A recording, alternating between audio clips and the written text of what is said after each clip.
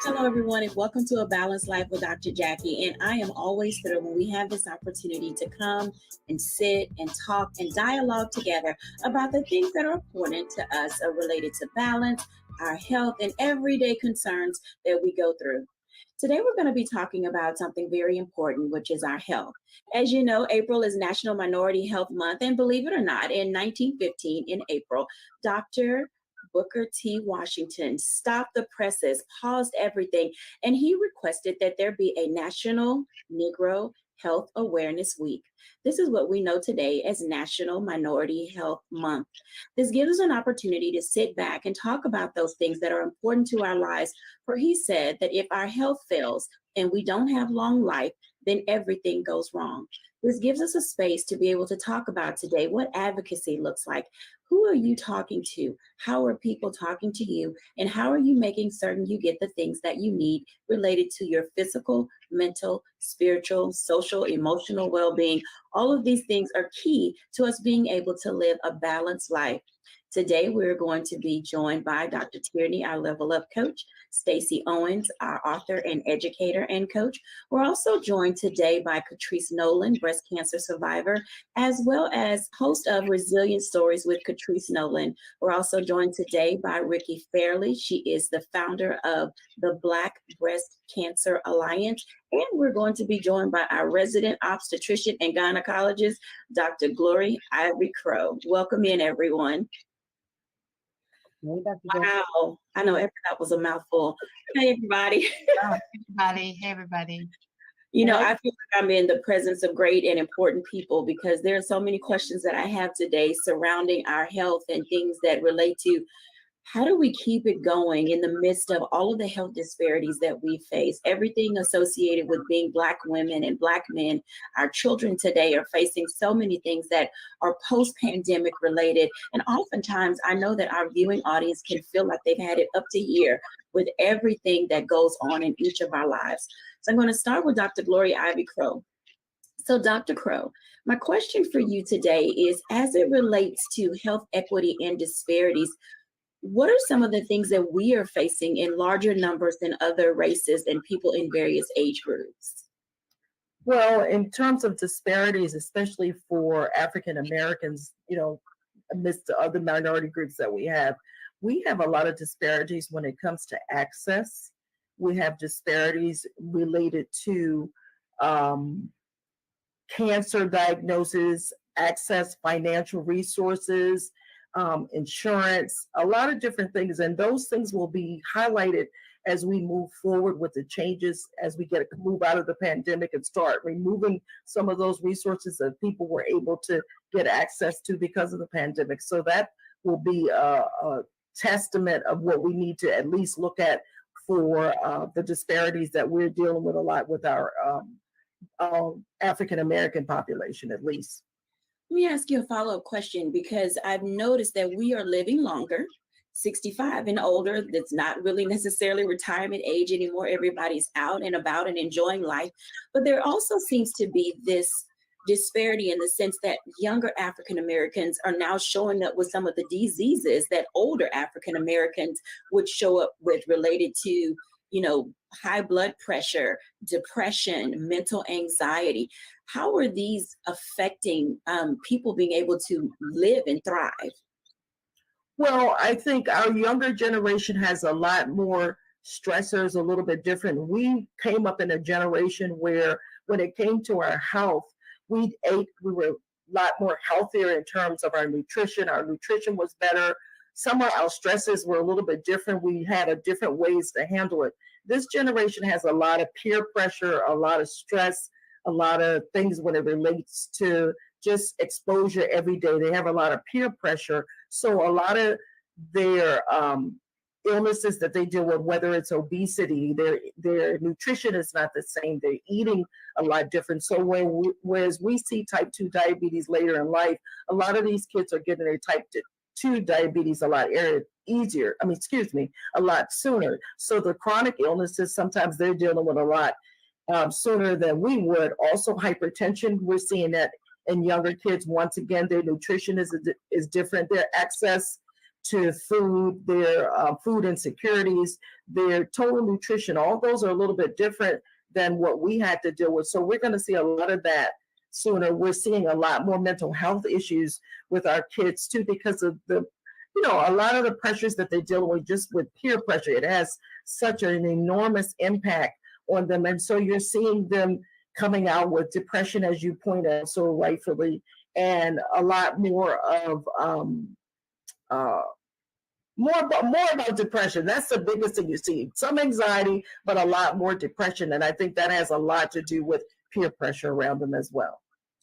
I want to talk about that for a moment. But before I do, you mentioned something related to some of the illnesses that our young people are experiencing, but also mothers and parents. And in your field of OBGYN, can you share with us a little bit about gestational diabetes? I know that comes up when mothers are pregnant, and oftentimes it's not something they considered that they would get. So how do people advocate for themselves when they get an onset illness through pregnancy that they did not have before getting pregnant and delivering their child? Well, what happens is when we start diagnosing gestational diabetes, usually if they're coming in with no prior history, then we're diagnosing that somewhere between 24 and 28 weeks when we're actually doing some testings. We spend a considerable amount of time once they're diagnosed is sending them for education. The education piece is very important because it's an opportunity for the nutritionist to step in heretofore where they may not have that guidelines in terms of what they needed to eat. That nutritionist shows them a pattern of what they need to put out there, how many calories they need to do. It shows them how to do testing. And then the one thing that people don't always remember is 50% of those women who are gestational diabetics will go on to later on become true diabetics. So the onus is on us as providers that once these women deliver, that we still continue to monitor them as well as their primary health care providers to look at them and watch out for them, because these people are set up for a chronic disease illness down the way. So what we're trying to do is always put in place something to make sure that the education they need, we're providing them with the resources, the testing supplies that they need, and we're keeping an eye on them. That's a woman that we're going to do more monitoring on. We're going to do more monitoring on her to make sure she stays within the right range for her numbers. Her A1C is adequate because that has an impact on the fetus and the developing fetus, as well as we're going to look at her to make sure we hook her into a specialist early on so we can prevent and look for any sort of anomalies that may come out of that. Perfect segue, Dr. Crow, because You talked about peer pressure in our young people. Now, with the gestational and then the juvenile diabetes, is that passed on to the child, or is juvenile diabetes something that comes from other stressors like overeating sweets to manage anxiety and things of that nature? In most cases, juvenile diabetes, or what we refer to as type 1 diabetes, is genetic. And that's a person who does not have the ability to produce insulin to make, once we encounter any sugar in our bloodstream, to be able to bring that value down. For those of us who, the more familiar one that we hear about in our older population, or now in our population of 20s and 30s, are the people that develop type 2 diabetes. And type 2 diabetes is a result of you using up that insulin that you've been provided with. We don't all have a supply of insulin that's just endless. We do all each have a certain supply of insulin. And so if we lose that, then we lose the ability, as long as we continue to live and encounter some sort of carbohydrate in our diet, we lose the ability to be able to decrease those levels of glucose down. And we know that sugar has an impact in so many different ways, whether it's affecting our kidneys, whether it's affecting our heart, whether it affects our blood vessels. So it has an impact. The kids who are born with it, that's a more brittle patient to try to manage because they have no insulin. So we've got to be able to provide outside source of insulin. The nice thing about it is we can identify a lot of these things much sooner. We have better products on the market to be able to help us manage these patients much better than we had in the past. Thank you for sharing that information. I want to ask Dr. Tierney a question related to how do we manage stressors when we find out that we have a diagnosis that was either unexpected or one that we knew at some point would develop because of our genetics. How do we manage those stressors of unseen things? Absolutely. Well, the first thing is to not panic. That's the first thing. Usually when we hear something like that, particularly when it's unexpected, we immediately jump to the worst case scenario. Oh my God, I'm going to die. So the first thing is to just not panic. And then the second thing is to do exactly what Dr. Ivy is saying. Work closely with your healthcare provider. Get all of the information that you need to, the information that they're giving you, what the nutritionist is saying, and then just work your plan. And know that if you are working your plan, then this too can be controlled, even eliminated, altogether. But when we get ourselves in a state of panic and we start going to the worst case scenario, we're actually making the situation worse. So just stay calm, work closely with your healthcare provider, and work your plan. Thank you for sharing that information. When we come back after the break,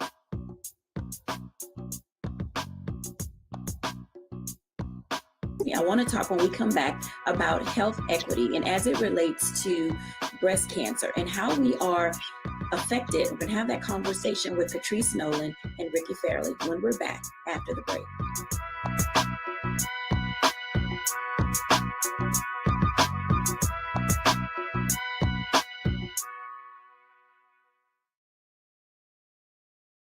Folks, Black Star Network is here. Hold no punches. I'm real revolutionary right now. Support this man, Black Media. He makes sure that our stories are told. Thank you for being the voice of Black America, Roland. Stay black. I love y'all. All momentum we have now, we have to keep this going. The video looks phenomenal. See, this difference between Black Star Network and Black-owned media and something like CNN. You can't be Black-owned media and be scared. It's time to be smart. Bring your eyeballs home. You dig?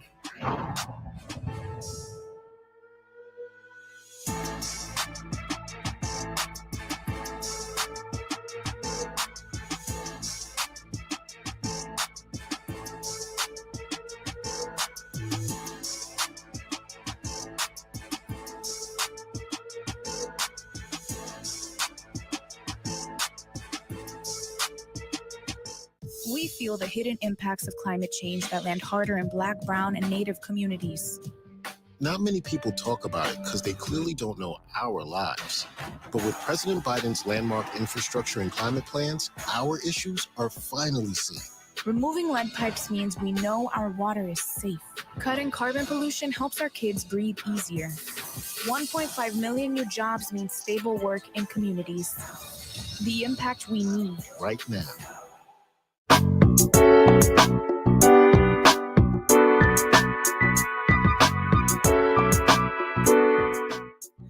Welcome back, everyone, to A Balanced Life. Statistics are showing us that 29% of African American women are often diagnosed with some form of breast cancer, and that's at a higher rate than some of our female counterparts in other races. Catrice and Ricky join us. Hey, ladies. Hey, Jackie. I'm excited that you are here to talk to us about what you do in the space related to breast cancer. Oftentimes, health equity, it's not fair across the balance. Women have difficulty getting doctor's appointments, seeing someone that will take them seriously when they say they find a lump.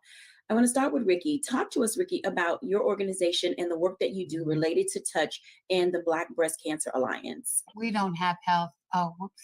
You're better now. Go ahead. Okay. We don't have health equity in the breast cancer space. I don't think across the board we have health inequity. What does that mean?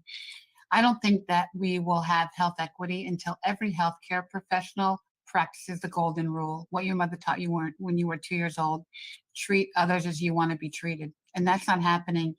Frankly, in breast cancer, we're in a crisis situation. We have a 41% higher mortality rate than white women. We have a 39% higher recurrence rate of breast cancer than white women. Black women under 35 get breast cancer at twice the rate and die at 3 times the rate of white women. And we get triple negative breast cancer, which is what I had, the worst one, at 3 times the rate of white women. And frankly, the drugs aren't working for us. When you look at the standard of care that we have for breast cancer, there were no Black bodies considered in the development of those treatments. And even the protocols like when to get a mammogram, 40 is too late for us. So we're really challenging all of the science. We are challenging every day all of the science. We're trying to get better science for Black women. We're working with the pharmaceutical companies to get more Black women recruited into clinical trials, get them retained in clinical trials, and really, kind of fight this disease with different drugs. So we won't let up until we can get the pharmaceutical companies to recognize that their baby is ugly and that the drugs aren't working for us, and we need better drugs. Yeah, I think some people would agree with you in that space, especially those who have been through and are experiencing such a diagnosis. Catrice, in your area of advocacy and health equity, how are you engaging and helping women through their stories and others discover how do you show up in that space and use your voice? So thank you for having me, Jackie. So work that I've been doing in this space has been related to the support system. So many of us, Black families, we rely upon each other heavily. And in many instances, a lot of us aren't necessarily sure how to best communicate with our healthcare providers, or even kind of put together that key team that you can have in place to be able to navigate such a devastating diagnosis such as cancer. And so I have an online group called Families Navigating Cancer, where we discuss with family members how they can best support their loved ones. Also, a number of interviews online on Instagram where we talk about families navigating cancer, what families have gone through. And it's through those stories that others are able to learn how to better navigate the situation.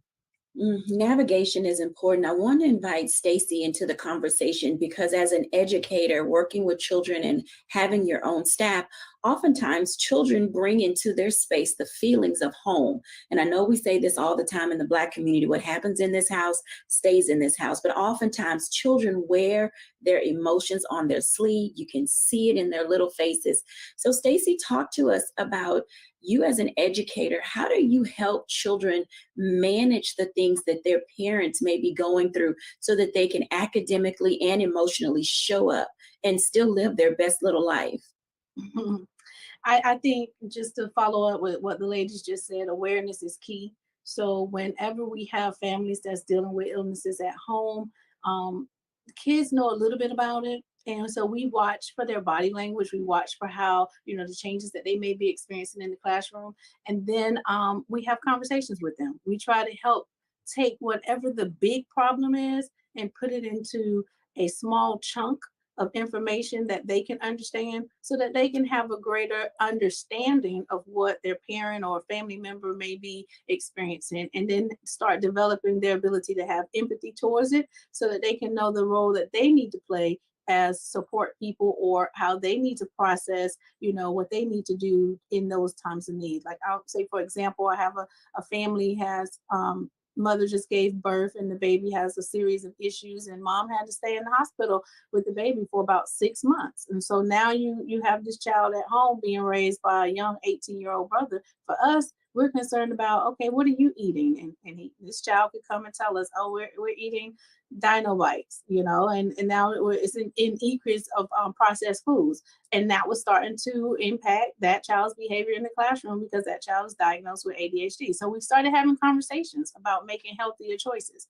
and then providing some healthier choices that we can send home to the family. So it's just about being aware and then helping them think through the process of how they can play their small part in the process.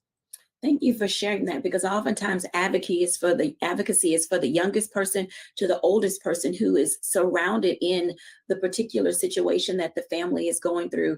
Now, Ricky, as it relates to touch and the organization, you mentioned something related to how people have the assistance that's needed and that inequities are consistent. What ways do you prepare and teach people to show up when they're going to their doctor's appointment so that they have the right words to say to get the kind of care that they need? We use a lot of video on our website. If you go to whenwetrial.org, that's our clinical trial website. And we basically teach Black women how to advocate for themselves, what questions to ask their doctors.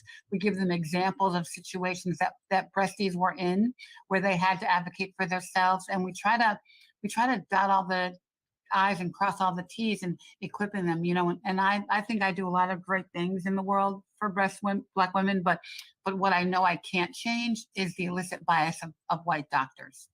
And we're seeing it happen every day with our patients. And so where I can make a difference is by teaching Black women. So we spend a lot of time on the words to use, how to say it, when to say it, and to equip them information so they can ask the right questions. We're now finding out every day of a new study that was done that shows that Black women weren't included, and they're making decisions based on these studies. And so we really have to help them know that they have to question everything. And it boils down to saying to your doctor, when you get a treatment plan, okay, doctor, is that what you would offer to your mom, to your grandma, to your auntie, to your daughter? And challenging the doctor in every situation to make sure they're getting the care they deserve. So we just try to teach them and make them feel good about it and powerful in their illness.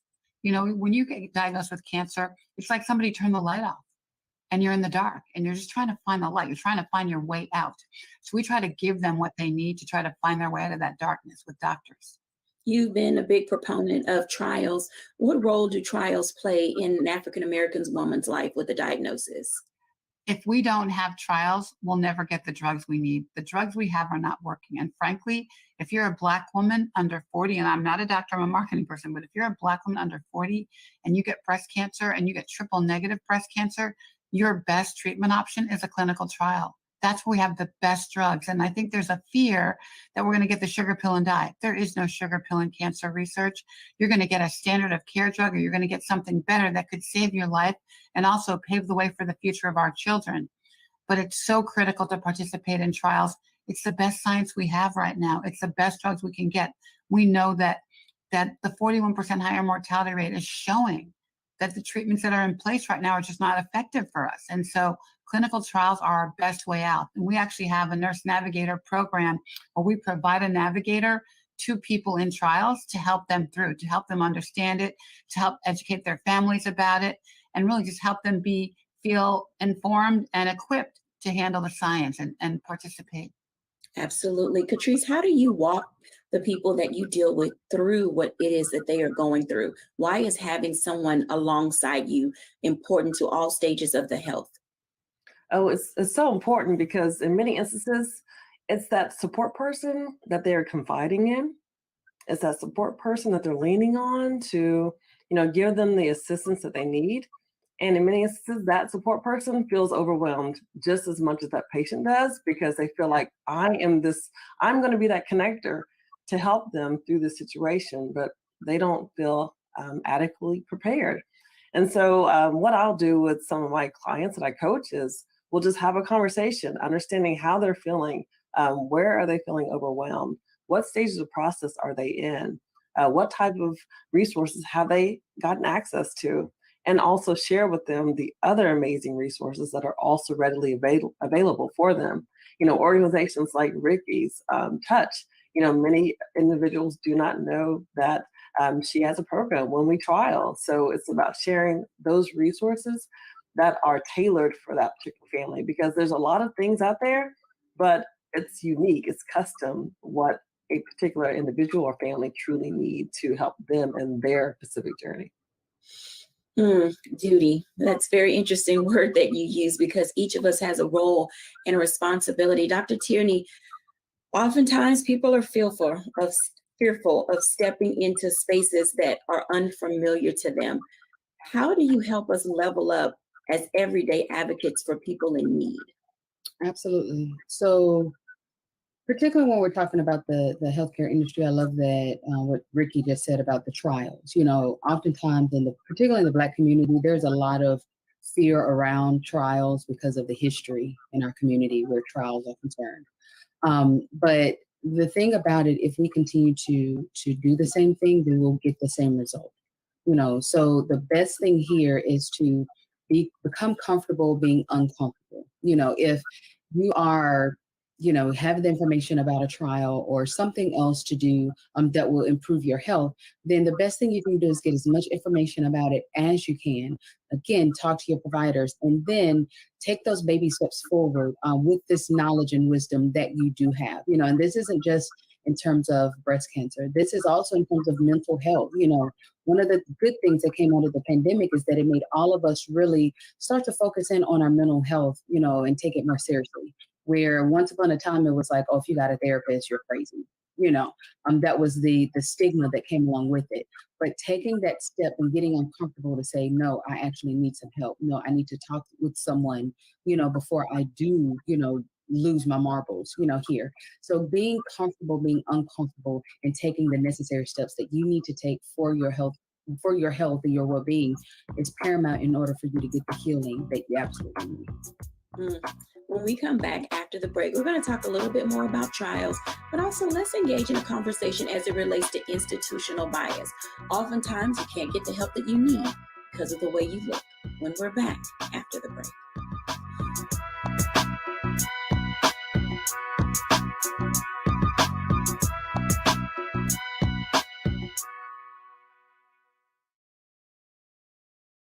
We feel the hidden impacts of climate change that land harder in Black, Brown, and Native communities.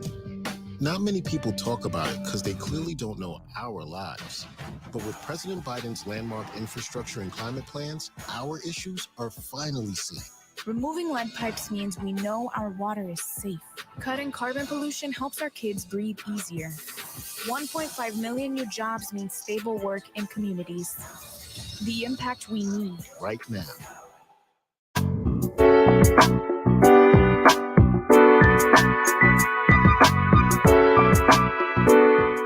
Welcome back, everyone, to A Balanced Life. And as you can tell, navigating the waters related to all dynamics of our health are extremely important. And sometimes it requires us to use our voice. But there are things that we don't know about what's happening in spaces and places that we've never been before. I want to talk to Gloria Ivy Crow about that. Dr. Crow, come on in and share with me, with all of us, about things related to trials and why sometimes we're left out of that space. And then what role does institutional bias play from a doctor's perspective in getting overall care? Well, a lot of what we've talked about so far has been that we are not included in trials. And that's very important because we are affected by so many of these diseases at a much more alarming rate.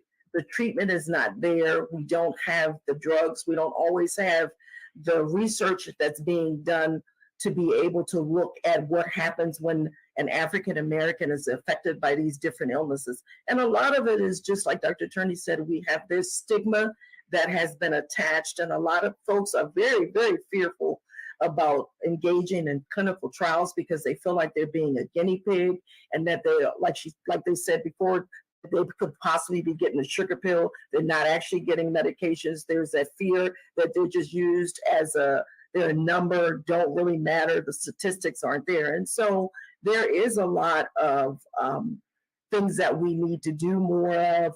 As providers, we need to advocate for our patients as much as we can. A lot of times when a diagnosis is made for breast cancer, unfortunately, when we get them as a provider, we get the responsibility, of course, to tell and share that information with our patients, but then our patients become captured in a whole different system. We refer them to another provider who's a specialist in that area in congruency with the radiology, the oncologist, the breast surgeon. That person is pulled from out of our contact base for about, usually we don't see our patients back for 9 months to a year after they've gone through the diagnosis. And in some cases, when they have to have any additional sort of treatment, whether that consists of chemo and radiation, sometimes we get the benefit to be able to get back a pathology report or an operative report to get an idea of what goes on. But a lot of times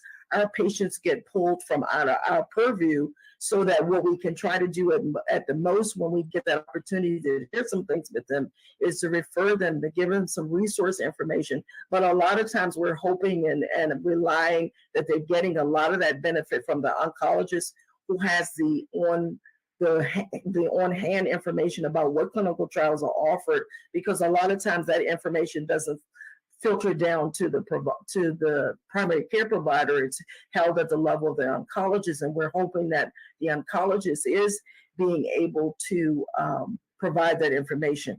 In terms of institutional bias, sometimes we see it just from the context of when someone presents with some symptoms that may not be necessarily on the same line as what we're familiar with, or the person may be in the age group where you may think they're too young to be able to experience either a breast cancer. So we have to be careful as providers on our end that we listen to our patients, that we don't get caught up into this person doesn't look like this particular picture of the person who normally presents. And as we shared earlier, as these 40 is sometimes too late, getting a very good history is important for us, so that we can be able to look at the information that our patients present or the history that they come in with to see whether or not there's any genetic risks that we need to be concerned about. Do some genetic sort of testing so that we don't pigeonhole that person into a certain way that they need to look. They need to be this age. We don't expect it at this age. I mean, we could get someone who's in their early 20s. Very common to find some women that do present with breast cancer at that time, but we have to be careful as providers that we continue to educate ourselves and that we be an advocate and listen to our patients. Absolutely. Stacey, you provide a space for your employees to be able to kind of step back from their day to day, because outside of breast cancer, we have stroke, we have high blood pressure, we have thyroid disease, we have stress, we have heart disease. There's so many other things that come into play because of the work that we do oftentimes. How and why is it important to you that employees find time to kind of step back? And I know you talk about that in your book. How do we create these environments and recognize that without our people, we also cannot thrive and survive? Correct. So, again, you want to keep talking about what's going on in your life. Do you recognize when your stress levels are raising? And then when you get in those moments of you're starting to deal with health issues, are you taking time for the self-care? Are you taking time to balance yourself, exercise, eat right? We have a reset room where in the middle of the day, if you're having a moment, we want you to be able to step back and go and recenter yourself and just be in tune with what you're feeling and what you're thinking and what is changing in your everyday life, so you can get ahead of it. That's the thing. We want to about 14% of the population understands health literacy and knowing how to find information, use information for the betterment of themselves. So here in our environment, we do things like partner with people in the community. We're putting on a health fair this month to celebrate National Minority Health Month. And it's just so we know with our staff and with our families, a lot of times they just don't know. So when you know better, you do better, right? So if you can provide those opportunities where you can find non-threatening environments for you to learn more about what you may be dealing with, it will increase your opportunity and chances of stepping out and trusting or giving some trust to the medical profession, because the population I serve, Google tells them the answer of what to do when you're sick and not feeling like how you need to feel. And so we're saying, hey, no, find the information, reach out and find those partners in the community that can talk like you, sound like you, present the information culturally for you, so that you can increase your awareness and make the healthy choices that you need to make in order to be here for as long as you can for all of those who need you. So we provide that here in our space when we ask our staff and families to step back and just take Thank you for sharing that. I want to ask Patrice a question, because sometimes institutional bias is systemic bias, and it doesn't oftentimes come from the medical professional. Sometimes we in our own families feel the need to withhold information from our children. When you were going through your medical crisis and diagnosis, your children were young and they've become aware of things that you have gone through. At what point did you decide to share with your children to kind of stop what we call in our families generational curses of withholding information that really could be vital to their own health and awareness? So Jackie, that's an excellent point. So our family, we decided to tell our children very early on. We knew that they were going to see that, there's going to be different people who are perhaps coming to the house. Mommy's going to lose her hair, and there was just no way to just walk around the situation and what was going on. And so we felt it was important to tell them right away. Within perhaps a day of me receiving the diagnosis, we were very honest with them to share with them, mommy's going to have some health challenges, and there's going to be people who are going to come and help.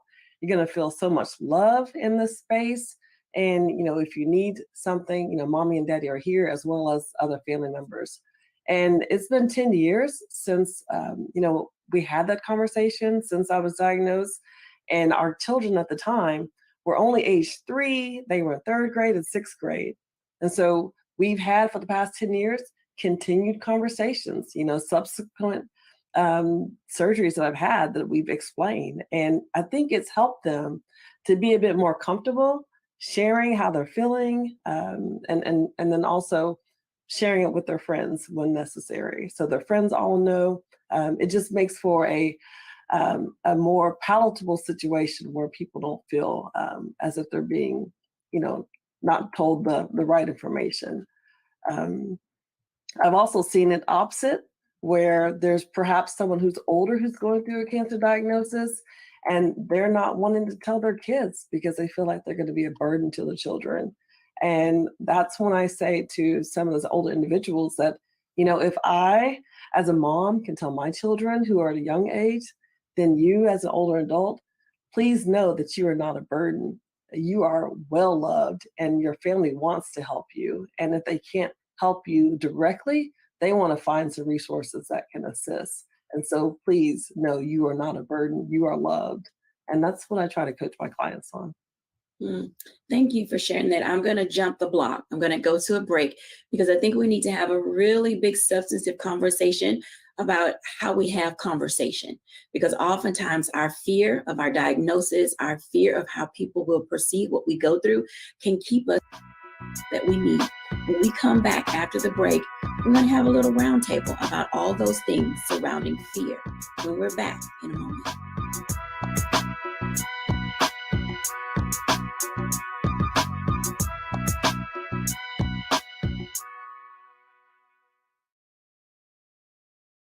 Curl Prep Natural Solutions. Her product is organic. It's a 2-step curl defining system. This video here, you can check it out. People have been lining up to see the product in action at the hair shows. When they take a seat to try it, they simply don't believe it is their hair. Now, you can, of course, access the products at curlprep.com. Curlprep.com. It works on any hair. It has 2 steps, sweet butter and a sweet defining gel, both at curlprep.com. And parents, you can also, you'll love this system because you can comb the product through your child's hair with your fingers. And of course, our seasoned saints, they love the product as well. It has products that are great for twists, braids, locks, weaves, even those wigs and extensions. Folks, Go to curlprep.com. If you use the promo code ROLAND, you get a 30% discount using the promo code ROLAND, lowercase ROLAND.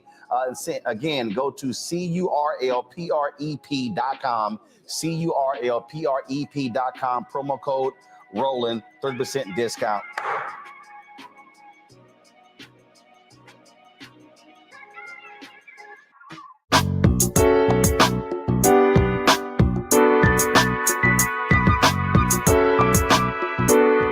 Welcome back, everyone, to A Balanced Life. And we've heard a lot of information. And I know that some of you are sitting at home saying, oh my God, I need to talk to someone. I need to tell somebody. But oftentimes we are paralyzed by fear. We sometimes don't even go to the doctor because we know our genealogy. We know what's been passed down. And we saw grandmama, big mama, auntie, and everybody else suffer through. And then all of a sudden we're at a funeral and nobody knew what was going on. Come on in, everybody. Let's have this family conversation for our audience with each other so that we can begin to help people not feel paralyzed. One, you got to go to the doctor, get checked out. Dr. Crow, how often should people go to the doctor and get an exam? In general, we would like to see people at least once a year. Sometimes for different chronic conditions, they require more repetitive visits, maybe every 3 to 6 months, because you're following different things, whether it's thyroid, whether it's cholesterol, whether it's glucose. You're following some parameters that need to be right. You need to be right on top of it. So in general, you'd like to see people at least once a year, but that can be changed and tailored to depending on what their illness is and how stable or unstable it is. Okay, so you said illness, stable or unstable. And I'm going to ask Dr. Tierney this question because sometimes the patient can be stable or unstable because some of us jar easy. I don't consider myself someone who gets kind of set back on their heels, but every now and then, things kind of take me by surprise. So Dr. Tierney, talk to us about that for a moment. How do we brace ourselves when we've already not been to the doctor? Probably many watching haven't been since we've come through this pandemic. So how do we brace ourselves to get ready to go in? This is where your support system is critical. If you know that you get set back on your heels easily or you get the jitters, easily, this is not the time to avoid the thing. This is the time for you to invite someone with you in the thing, and I'm saying this as not just as the coach or just, it sounds like a good idea, but someone that has done it. I had a fortunate incident with one of my doctors and went in for a regular checkup, and she just scared the bejesus out of me after I just asked one simple question. And so after that, encounter, I decided to switch doctors and was going to a new doctor. And the first thing I did was call my friend and say, hey, will you go to the doctor with me? I need you to hold my hand, as I go to this doctor. And a lot of times we think that that's only for kids, right? We all know, okay, when you take your kid to the doctor, you don't send your kid in the back by themselves. You go back there with them because your child doesn't know what to expect, what's going to happen, if they're going to have to get a shot or if they're going to get a lollipop at the end. Well, it's the same thing for us, sugar. It doesn't matter. You may be 40, 50. I don't care. Go to the doctor with me, and so this is where instead of doing that fear response of that flight, and so we run away from the doctor, we run away from the appointment, we need to run towards it, but invite someone to come with me. And I can guarantee, if you call your loved one, that person that you know that you can trust, and say, hey, I have this doctor appointment, will you go with me? I doubt that they're going to tell you no. Same thing with my friend. She was like, absolutely. What time is the appointment? I'll be there.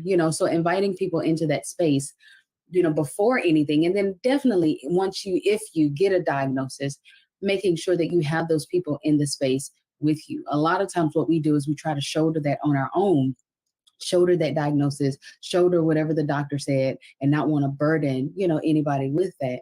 But we're really supposed to be in community with each other. So sharing that with someone else, helping them or allowing them to help you carry that load, that is what will help really you to be healthier in the end, because you're not holding all of that stress internally and then expecting to have a healthy diagnosis on the other side while you're allowing the stress to eat you up on the inside.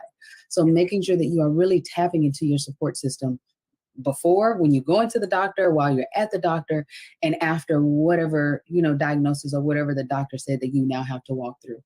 Having your team with you is critical. I find that so interesting. So this is true confession. I do not have high blood pressure, but when I go to the dentist, they take my blood pressure. And my blood pressure is always up when I go to the dentist. And I don't know if it's a fear of having my blood pressure checked and then them telling me I have high blood pressure, but my doctor says I do not. And I do not know how I will get over that. So let me ask Catrice a question, because you work in that advocacy space of being able to give people a sense of peace and calm and help them come to terms with all that they go through. So for people like me who have this fear or anxiety about not knowing what an outcome will be, how are we helping our audience discover how to kind of settle down prior to getting to wherever it is that they're going? You know, it takes our community getting more comfortable with having health conversations. And in many instances, that begins at a young age. And even for us older adults, it's the conversations we have with family members. Our family has a group chat. My immediate family has one, as well as my parents and my siblings. And in that group chat, we're checking on each other on a regular basis. We're asking the questions about health. We're asking, well, when did mom go for her eye checkup? When is dad going to go for this checkup? And then we pick up the phone and we're talking through it and we're easing, what you're talking about is anxiety, health anxiety. So we're having conversations to ease the health anxiety that they might be having on, all the what ifs. Well, if I go, what are they going to tell me? Just like Dr. Tierney said, that are they going to say this one thing and that one thing is going to spiral, my whole life out of control? I've been there. I've heard that one thing that spiraled everything out of control. And you know what eased that anxiety, that feeling of spiraling? It was having conversations with others who have had similar diagnoses, similar stories, and it was hearing those stories, or even just reading in the stories of those journeys, the success in those journeys, that eased, the feelings that I had and made me say, okay, it's okay. I can step through this because I've seen others do the same thing. I think those are important keys for us to consider. We can step through it because we've taken the time to have some health conversations. And I know that's not something we always do in our community because we don't like to talk about stuff. We just kind of let it sit over there on the back burner and simmer until it boils over. And then all of a sudden it's a crisis for everyone. Ricky Fairley, talk to our audience about the things that they need to say when they see it, or how they can navigate better their own crisis and anxiety related to health. Well, we like to say that we take people to and through the breast cancer experience. And so earlier this year, we launched a campaign called For the Love of My Girls, spelled G-U-R-L-S.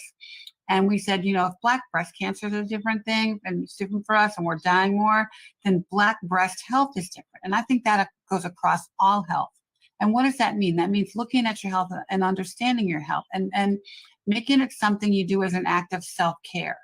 So, for example, we basically want people to understand that, we do get these diseases in worse stages. When Black people get, when white people get a cold, we get pneumonia and everything, right? So we have different levels of disease than white people.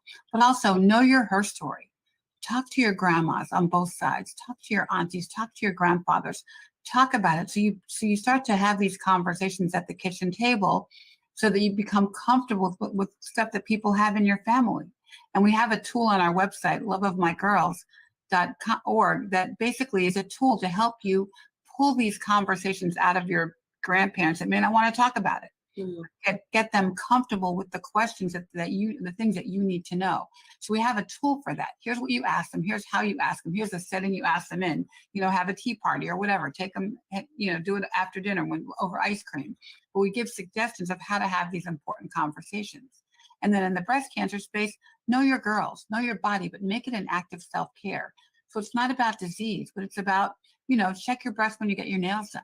Check your breast when you go out with your girls. Check your breast as something that you just do as part of your monthly routine when you buy tampons, whatever. And I think it really applies across all diseases, but I think we need to make these conversations happen at the kitchen table and make the family comfortable.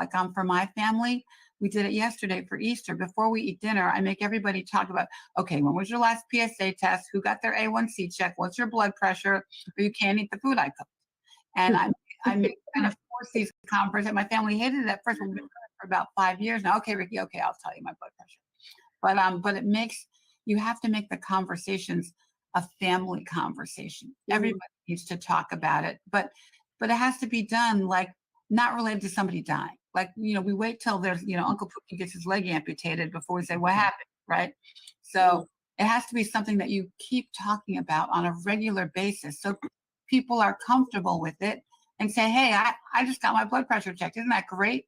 Or you know, or I didn't have such a good report. What do I do? And then the family's involved in the conversation, so there are no surprises, and we know what we have, what to look out for, what to be aware of. So it has to be an ongoing thing. I think you bring up a very valid point. It's sort of like social media. We only see the A side.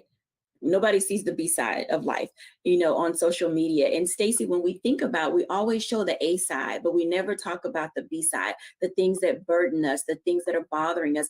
How do we manage to keep moving forward and engaging in those level of conversations? Because I've heard you say that even with your personal child and the challenges that you went through with your son when he had his diagnosis, how do we engage in those levels as parents and as everyday adults?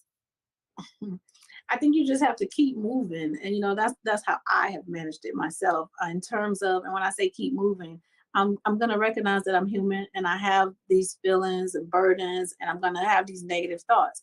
But I need to be aware of my negative thoughts. So as soon as I have one, I can replace that thought with something positive, something hopeful. And then that will give me the energy to put myself in a different space and start looking at it from a different outcome. So knowledge, having those conversations like the other ladies have talked about is so key. Like, you don't want to suffer in silence and suffer alone. So when you're going through these things, you know, I tell people all the time, you see the outcome, the good side of it, but you didn't see me crying at night. You didn't see my struggles that I had at night. But if I'm having conversations with people, then I'm hearing they were crying too.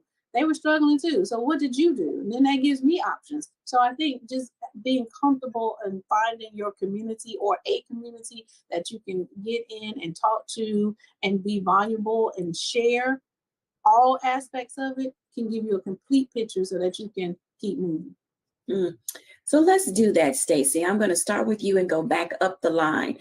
Give some words of positivity to our viewers who may be going through, you know, we always say we're either coming into, going through, or coming out of some type of a situation related to our health. And some days we have great health.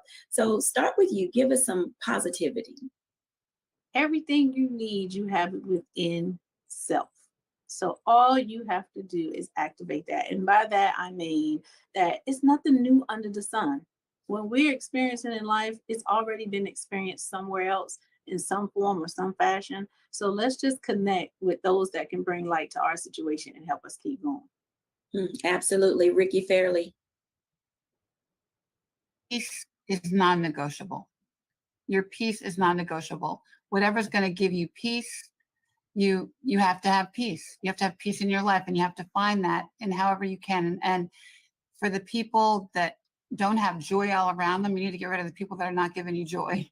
Your peace is non-negotiable. Find your peace. When I got breast cancer, I quit my life and started a new one and moved to the beach. I had to find peace. So whatever it takes, it's non-negotiable. Catrice Nolan. I'll say that the help that you need is available.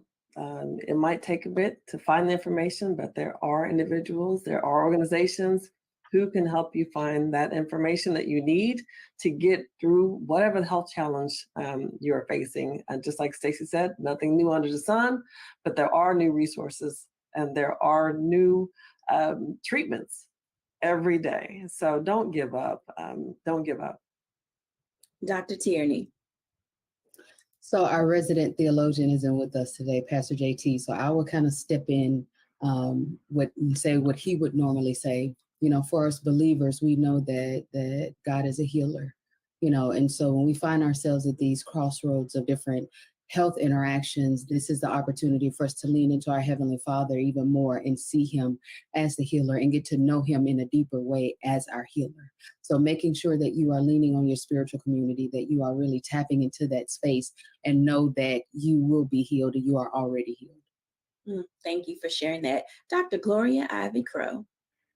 Just would like to say, just reach out to a friend, reach out to a health worker, reach out to someone to just get the reassurance, just sometimes share. Just sharing, you'll be surprised what the next person has gone through and what they can give. I think what Catrice kind of talked about, which is important for all of us, is that when you reach out with someone who's gone through that same similar situation, it gives us hope. It gives us faith. And that's what we are all about, is if we've got hope, it's something to live for. Absolutely. So when we come back, I'll give my reflection after the break.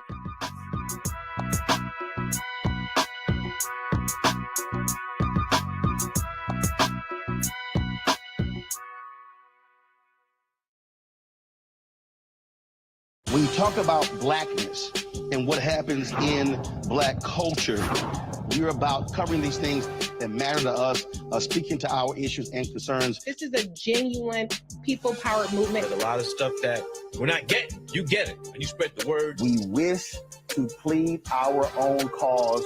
Too long have others spoken for us. We cannot tell our own story if we can't pay for it. This is about covering us. Invest in Black-owned media. Your dollars matter. We don't have to keep asking them to cover our stuff. So please support us in what we do, folks. We want to hit 2,000 people, $50 this month, raise $100,000. We're behind 100,000, so we want to hit that. Y'all money makes this possible. Check some money orders. Go to P.O. Box 57196, Washington, D.C. 20037-0196. The Cash App is $RM Unfiltered. PayPal is R Martin Unfiltered. Venmo is RM Unfiltered. Zelle is Roland@RolandSMartin.com.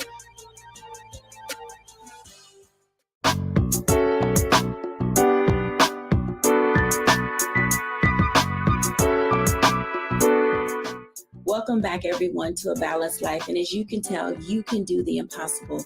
You have the capacity and the ability to reach your health goals, being able to communicate, understanding and educate yourself and your family and your friends about whatever it is that you're going through. I have to applaud Booker T. Washington back in April of 1915 of getting this movement going so that now we have this opportunity to celebrate National Minority Health Month. His quote is very simple. When we do not have health and long life, all else fails. And I must agree with that. When we do not have health and long life, all else fails. It's important to us that we understand where we are in our health journey so that we can advocate for ourselves, see the disparities when they are there, but then also make certain that we put our voice in motion so that we can make certain that others don't experience anything that we have if it was not positive. Thank you all for watching today, and cheers to your good health. Bye now.